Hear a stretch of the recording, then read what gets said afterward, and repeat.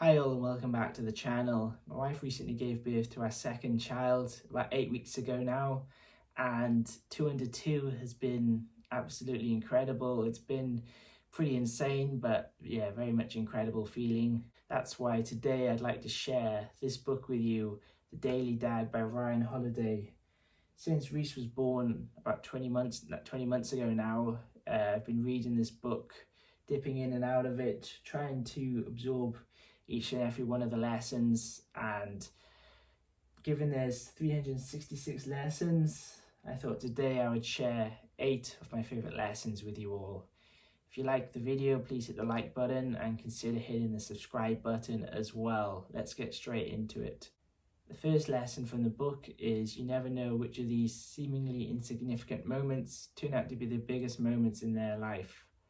Example of this could be an ice cream after school. To us, it's just something we've spontaneously done and we've never given a second thought to it. However, for them, they may look at that moment as being fully, their parent being fully present with them having a delicious ice cream, where they're being perfect, and them not having a single care in the world.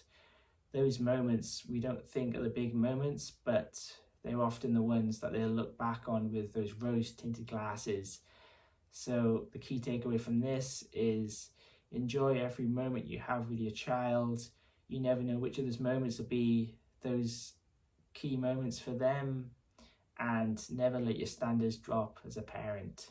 Secondly, I remember when Reese was first born, I would put all my efforts into helping out with the chores around the house, making sure everything was run smoothly, and I never really took the time just to enjoy that moment, to sit down with them and even just to do nothing but play with them.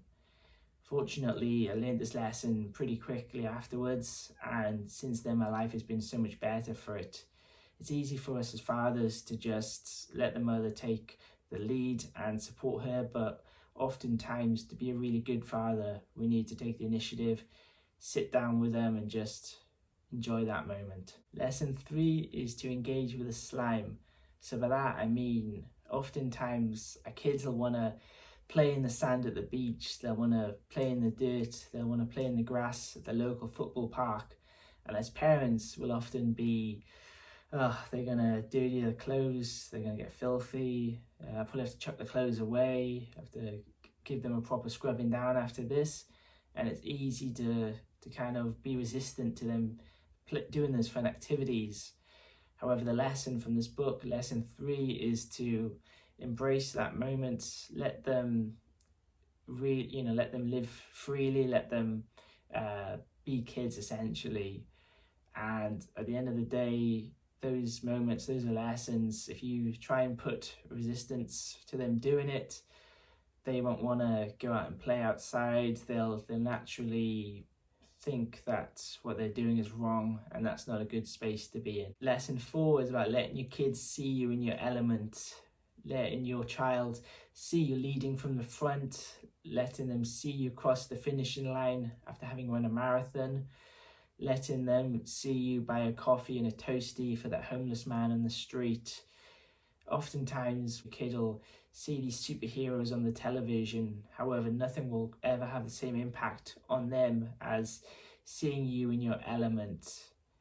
There's nothing like giving them that framework to show them this is what it means to be a parent. This is what it means to be a father.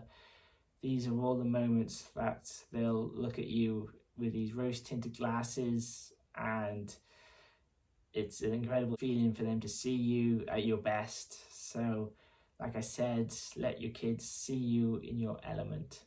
Lesson 5 is a realization that this is the new reality for your life going forward.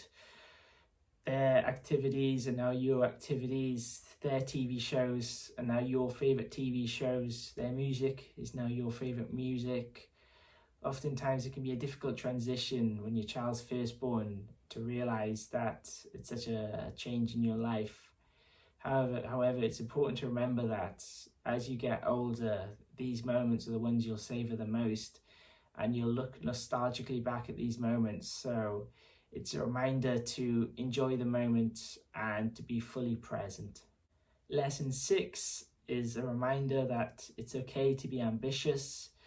Oftentimes, especially in the first few years, the kids absorb such a large portion of our time. It's easy to think about how, if you could be, you could get further in your career if you didn't have kids. However, that's a completely wrong way of thinking about life.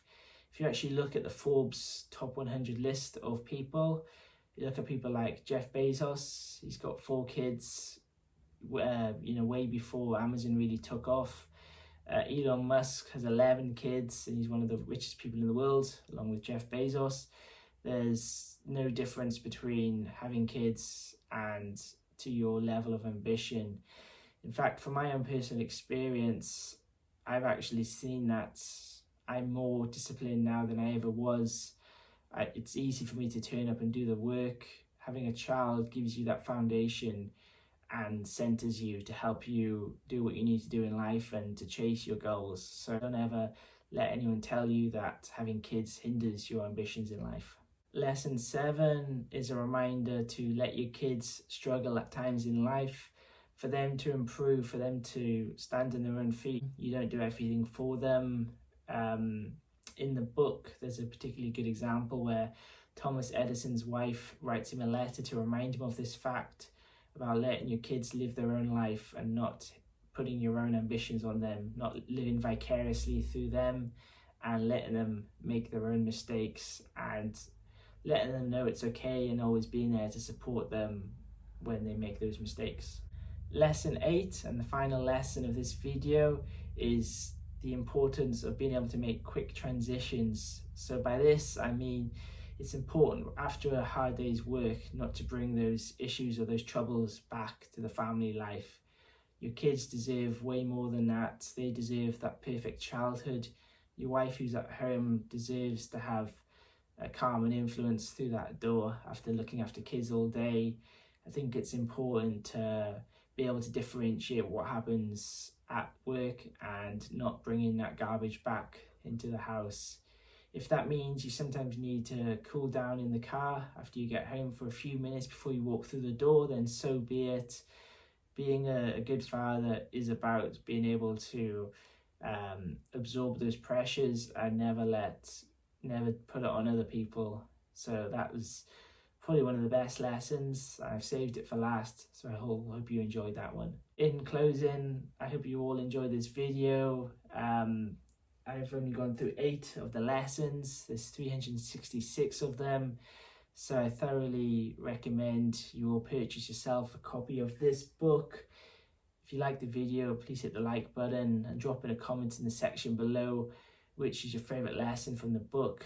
And I look forward to seeing you all in the next video. Thank you.